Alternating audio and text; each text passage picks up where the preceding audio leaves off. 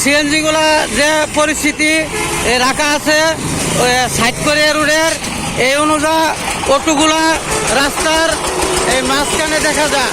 ওরা 2-3 সিরিয়াল ধরে রোডের মাঝখানে অটোগুলা নিয়ে আসে, যার কারণে হালুয়াঘাট এই রুটটা কিংবা শেরপুর নেত্রকোনা এই রুটটা প্রায় সময় যানজট বাজে।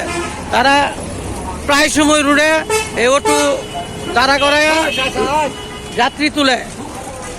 এই দেখেন, এগুলো কন্ট্রোল